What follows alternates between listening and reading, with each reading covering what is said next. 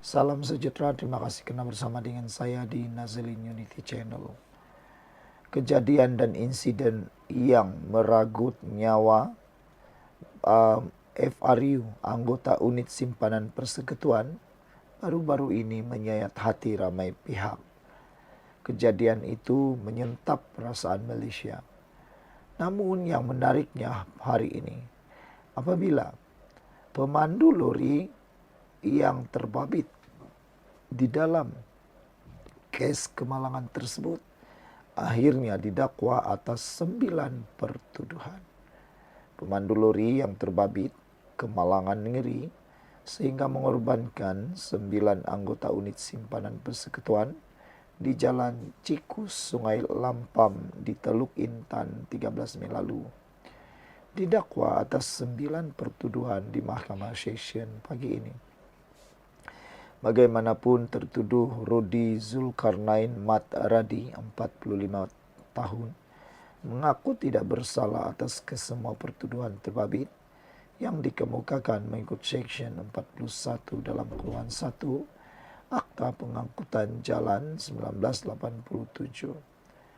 Berdasarkan pertuduhan, Rudi didakwa memandu lori Jonis Hino dengan cara berbahaya kepada orang awam sehingga menyebabkan kematian 9 penama sekitar jam 9.05 pagi pada 13 Mei lalu di kilometer 15 Jalan Sungai Manik di daerah Hilir Perak.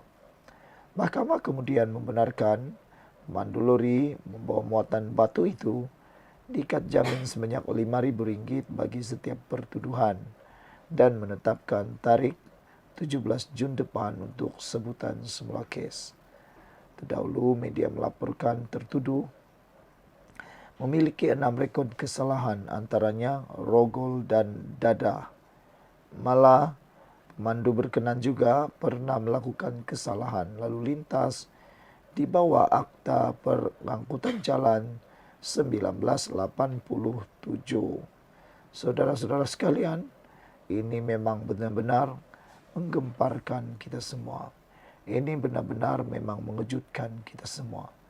Bagaimana pemandu lori ini boleh memandu lori lagi walaupun ada laporan menunjukkan bahawa beliau memiliki 6 rekod kesalahan antaranya rogol dan dadah.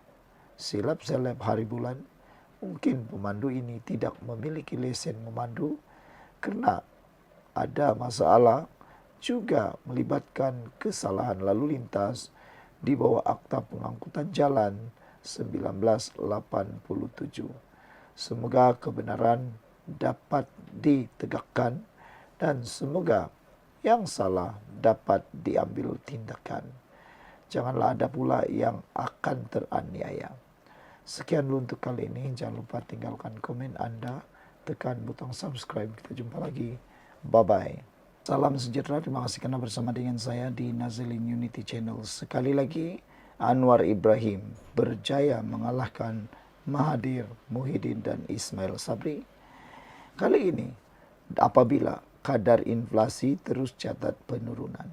Siapa kata Anwar Ibrahim tak baik ke Perdana Menteri? Beliau adalah antara Perdana Menteri yang terbaik pernah dimiliki oleh Malaysia. Di saat negara-negara lain dalam konflik perang, di saat negara-negara lain bergelut untuk bangkit, bergelut untuk memajukan negara mereka, Anwar pula memimpin negara ini ke arah yang lebih baik, lebih tinggi berbanding serantau. Kadar inflasi, satu lagi, petunjuk bahawa negara ini dipimpin oleh Perdana Menteri yang betul. Negara ini dipimpin oleh kuasa yang betul dan pada laluan yang terbaik untuk menjadi gas sekali lagi. Inflasi keseluruhan pada suku pertama 2025, Malaysia menurun kepada 1,5% berbanding 1,8% pada suku keempat 2024. Menurut Gubernur Bank Negara Malaysia, Datuk Seri Abdul Rashid Ghafur, penurunan itu sebahagian besarnya disebabkan oleh kadar inflasi utility yang lebih rendah pada 3,0% berbanding 18,1% pada suku sebelumnya. Beliau berkata, situasi itu susulan luputnya kesan daripada pelarasan tarif air terdahulu dan caj elektrik yang lebih tinggi bagi isi rumah dengan penggunaan yang tinggi pada suku pertama tahun 2024. Walau bagaimanapun, inflasi teras meningkat sedikit kepada 1,9% berbanding 1,7% pada suku keempat 2024, katanya lagi. Lonjakan ini didorong terutamanya oleh inflasi sewa yang meningkat kepada 2,1%. Katanya ketika sidang media prestasi keluaran dalam negara kasar KDNK suku pertama 2025 di ibu negara hari ini. Dalam masa sama, Abdul Rashid memaklumkan unjuran baru KDNK yang disemak semula akan dimuktamadkan dalam tempo 1 atau 2 bulan ini. Jelasnya, unjuran itu akan dibuat selepas mendapat lebih kepastian mengenai dasar tarif Amerika Syarikat dan hasil rundingan Malaysia dengan negara ekonomi terbesar dunia itu. Beberapa data perlu dikaji. Selain hasil rundingan semasa yang lebih jelas, kami baru saja membuat unjuran pertumbuhan, katanya. Kami telah meletakkan andaian yang agak konservatif mengenai tarif Amerika Syarikat. Bagaimanapun, pengumuman tarif timbal balas itu berada di luar jangkaan, kata Abdul Rashid lagi. Sekian untuk kali ini. Jangan lupa tinggalkan komen Anda. Salam sejahtera, terima kasih karena bersama dengan saya di Nazlin Unity Channel. Akhirnya, kemelut dalam PKR selesai. 15 pemimpin PKR Masjid Tanah tarik balik surat letak jawatan. Beberapa jam selepas tular kononnya 15 pemimpin PKR Masjid Tanah meletakkan jawatan, akhirnya 15 pemimpin tersebut tidak jadi untuk meletakkan jawatan dan menarik balik surat letak jawatan tersebut. Dalam surat terbaru, 15 pemimpin itu berikrar mengukuhkan perpaduan parti dan mendukung aspirasi akar umbi. Terdahulu, 15 pemimpin itu dilaporkan meletak jawatan kerana tidak puas hati dengan kepimpinan Ketua Bahagian Masjid Tanah dan selepas dihasut seorang ahli. Semua 15 pemimpin PKR Bahagian Masjid Tanah yang meletak jawatan semalam menarik balik keputusan itu dan berikrar akan terus berkhidmat kepada parti. Menurut surat ditandatangani Timbalan Ketua PKR Bahagian Masjid Tanah, Sunar Misran, yang mendakwa mewakili 14 individu lain, pemegang jawatan itu secara kolektif memutuskan untuk menarik balik peletakan jawatan mereka. Surat bertarik hari ini yang ditujukan kepada Setiausaha Agung PKR Fuzia Saleh menyatakan keputusan menarik balik peletakan jawatan itu dibuat selepas rundingan dengan pelbagai pihak berkepentingan dan menilai semula keadaan di bahagian. Sebelum kita teruskan ulasan kali ini, jangan lupa siapa yang ada masalah gout, kencing manis dan tinggi darah, sila tekan butang produk yang ada dalam konten ini supaya Anda juga menikmati betapa hebatnya produk yang murah ini tetapi berkesan dan mujarab menyembuhkan Anda.